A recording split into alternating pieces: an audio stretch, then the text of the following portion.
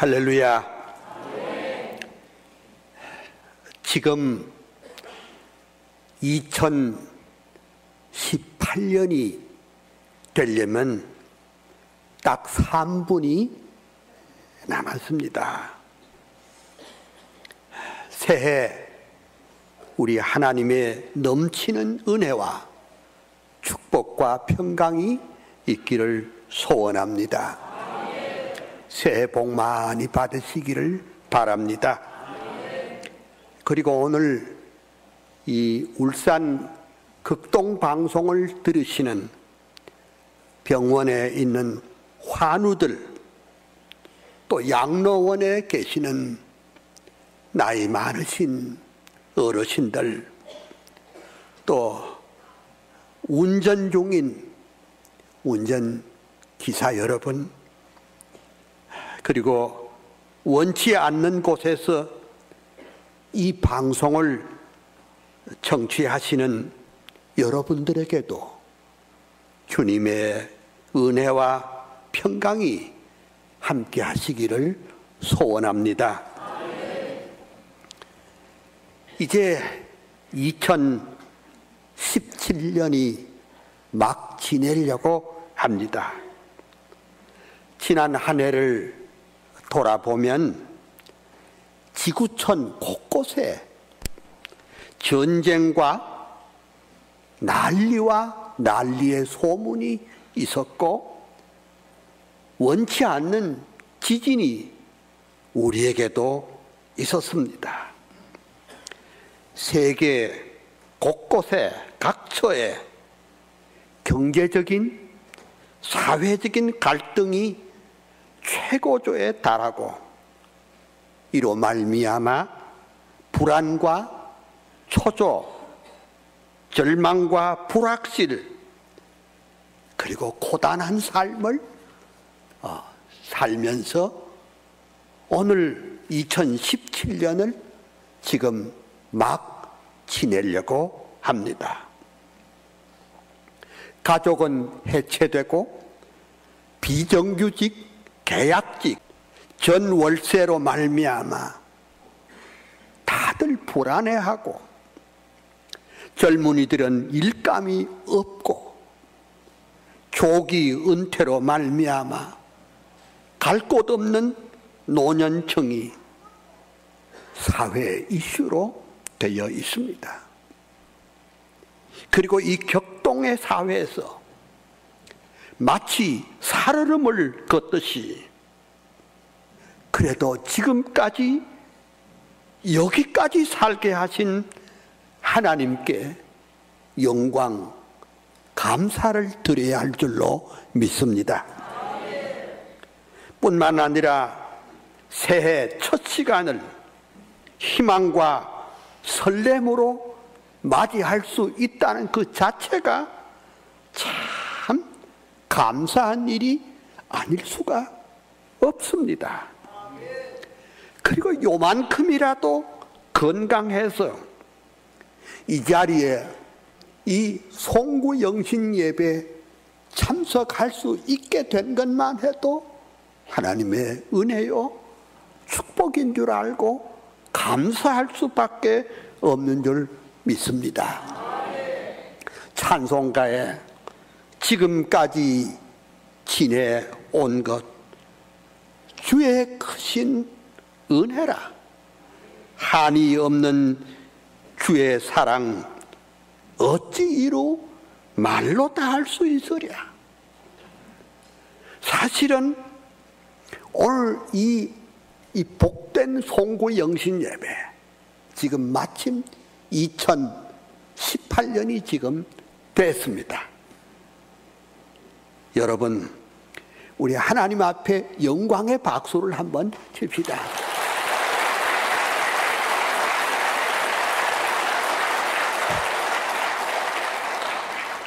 2017년은 역사 속에 사라졌습니다. 이제 2018년이 됐습니다. 오늘 여기 보니까 사랑하는 우리 젊은이들이 여기 많이 참석한 거 참 고맙습니다. 너무 감사합니다. 온 가족이 함께 이 예배에 참석하게 된 것 그 자체가 하나님의 은혜입니다. 또 참 부족하지만은 요만큼이라도 신앙생활 할 수 있게 된 거 참 감사한 일입니다. 작은 일터라도 또 일할 수 있고 또 우리가 볼 수 있고 들을 수 있고 말할 수 있는 것도 하나님의 은혜요, 축복이요, 감사한 줄 믿습니다. 자, 이제 새해를 열었습니다. 오늘 이 시간은 새로운 장을 이제 열어 갑시다. 지금 우리는 한 번도 경험하지 못한 새 길을 걸어 가려고 합니다. 목표를 잘 설정해야 합니다. 지금 우리가 하나님 앞에 예배하는 이 순간에 지금 산과 바다에 수많은 사람들이 떠오르는 붉은 태양을 기다리고 복받기를 원해서 모여 있습니다. 근데 복이라고 하는 것은 그렇게 원하는 것, 원한다고 받는 것도 아닙니다. 여러분 생각해 보십시오. 참 돈이 많다고 행복합니까? 지금 돈 많은 사람은 지금 원치 않는 곳에 지금 다 가 있습니다. 건강하면 행복합니까? 너무 건강해서 불행한 사람도 참 많습니다. 저는 오늘 이 새해 첫 시간에 뭔 덕담을 나누려고 제가 이곳까지 온 것은 아닙니다. 가령 예를 들면 새해 건강하세요, 복 많이 받으세요, 잘 먹고 잘 사세요, 행복하세요, 세상 사람들이 말하는 덕담은 내일 아침에도 누구를 만나도 많이 들을 겁니다. 저는 그것을 위해서 서울에서 여기까지 온 것은 절대로 아닙니다. 저는 오늘 이 새해를 시작하는 첫 시간에 하나님께서 우리에게 주시는 말씀을 깊이 묵상하고자 합니다. 그 말씀은 그냥 제가 설교하려고 그냥 성경을 뒤지다가 한 구절을 발견한 것이 아니라 제 생애 결정적인 방향을 제시했고 가슴을 뭉클하게 했고 가슴을 뜨겁게 했고 주 앞에 무릎을 꿇게 했던 한 메시지가 오늘 이 말씀입니다. 시편 73편 28절 말씀. 하나님께 가까이 함이 내게 복이라 했습니다. 제가 이 본문을 선택하게 된 배경을 조금 설명을 하겠습니다. 저는 46년 전에 저 네덜란드 암스테르담에 있는 그 프라야 유니버시티라고 그 대학에 유학을 하고 있었습니다. 그때 내 수중에 장학금으로 들어온 것은 방세를 제외하고 우리 돈 단돈 10만 원 정도를 가지고 살았는데 말도 글도 모르고 서울에 가족을 두고 만리 타향에 와서 공부도 안 되고 깊은 절망, 불안, 초조, 견딜 수 없는 고독으로 포기하고 싶을 그런 시절이었는데, 그때 도서관에 이것저것 찾는 중에 조그마한 책 한 권을 발견했습니다. 그 책의 제목이 화란 말로 쓰여져 있는데 우리말로 번역하면 하나님께 가까이라는 말이었습니다. 근데 그 밑에 보니까 시편 73편 28절이라고 쓰여져 있습니다. 이 말씀을 발견하고 그날 밤 기숙사에 돌아와서 이 말씀을 묵상하면서 무릎을 꿇고 2시간인지 3시간인지 모르게 깊이 하나님 앞에 기도했습니다. 그리고 세월 시간이 지나서 제가 보니까 그렇게 가슴이 뻥 뚫리면서 시원하고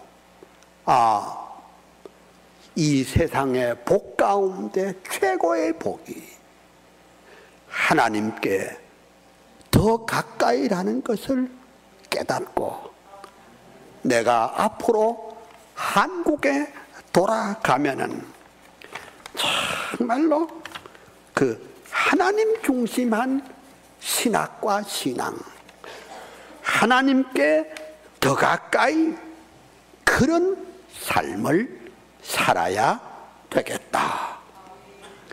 그때부터 슬픔도 고독도 아픔도 사라지고 가슴에 새로운 소망으로 뛰게 됐습니다. 그리고 감사가 터져 나왔습니다. 삶의 방향이 바뀌었습니다. 그래, 핵심이 뭐냐? 복 중에 최고의 복은 하나님께 가까이 가는 것이 복인 줄 믿습니다. 아무리 가진 것이 많아도, 스펙이 좋아도, 아무리 배경이 좋아도 하나님께 멀어져 간 것은 복이 아니라 되려 저주가 됩니다. 요즘 텔레비전 선전 문구를 보면은 밥이 답이다 이런 말이 있더군요. 밥이 답이다. 저는 오늘 여러분에게 말씀드립니다. 회복이 복이다. 뭘? 하나님과의 관계 회복이 복인 줄 믿습니다. 개인도 그렇습니다.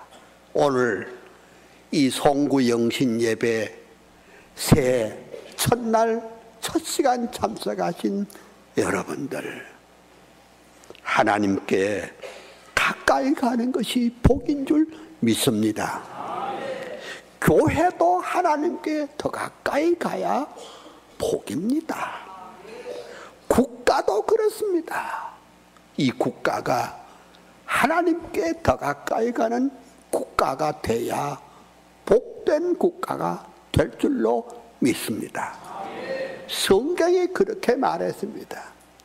이러한 백성은 복이 있나니, 하나님을 자기 하나님으로 삼는 백성은 복이 있다고 말씀을 했습니다. 개인도, 국가도, 민족도, 교회도 하나님께 가까이함이 복인 줄 믿습니다. 여러분 생각해 보십시오. 예수님은 팔복을 말씀하면서 가난한 것이 복이라고 그랬고 애통하는 것이 복이라고 했습니다. 어떻게 그것이 가난한 것이 복이 되고 고통한 것이 애통하는 것이 복이라고 했습니다. 그 이유가 있는데, 가난하고 고통과 고난을 통해서 창조주 하나님, 구속주 하나님을 가까이 하기 때문에 그것을 복이라 했습니다. 사도 요한도 똑같은 말을 했습니다. 영혼이 잘됨같이 범사가 잘되고 강건하기를 기도했습니다. 아니, 영혼 잘되는 것이 무엇이겠습니까? 그것은 창조주, 구속주 하나님을 가까이 하는 것이 영혼 잘되는 것입니다. 그러니까 오늘 우리는 이상하게 유물주의 세계관이 너무 많이 이 땅에 들어와서, 아니 이게 껍데기만을 좋아합니다. 그 영혼 잘되는 건 다 뽑아버리고 그냥 만사형통하고 금년 한 해 동안 건강하기를 그렇게 소원합니다. 뭐 그것도 좋은 말이기는 하지만은 제일 첫째가 영혼 잘되는 것이 가장 중요한 줄 믿습니다. 그 영혼 잘되는 것이 무엇입니까? 그것은 하나님께 가까이입니다. Near unto God입니다. 하나님께 가까이 가는 것입니다. 하나님께 가까이 하는 삶을 2018년 목표와 그 뜻을 세운다면 하나님께서 여러분들에게, 아니 우리들에게, 우리 민족에게 놀라운 은혜와 평강과 복을 주실 줄 믿습니다. 결국 이스라엘 민족이 하나님께 멀어졌을 때에 국가가 붕괴되고 남의 나라 종노릇했습니다. 그러니까 우리도 오늘 이 성경이 말한 대로 하나님께 가까이함이 복이란 메시지를 여러분의 가슴 속에 깊이 새기기를 소원합니다. 우리의 삶의 최우선권은 하나님께 가까이 하는 것입니다. 그래서 어째서 하나님께 가까이 가는 것이 복이 됩니까?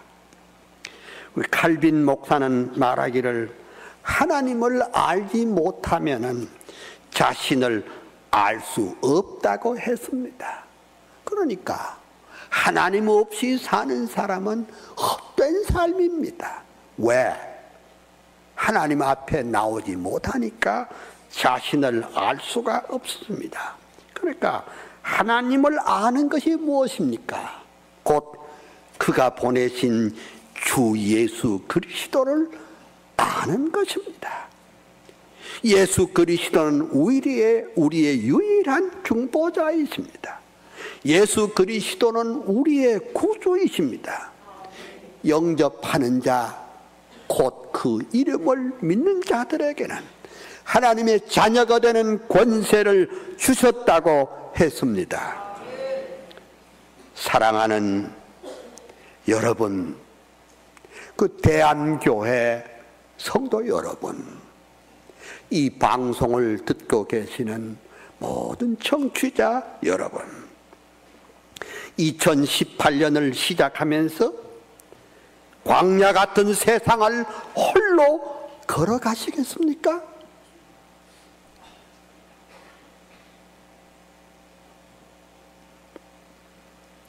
하나님과 함께 걸어갑시다. 주 예수 그리스도와 함께 걸어갑시다. 성경이 말씀했습니다. 다시 말합니다. 하나님께 가까이 함이 내게 복이라 했습니다. 하나님과 함께 가까이 하면 죄와 세상을 능히 이길 수 있는 줄 믿습니다.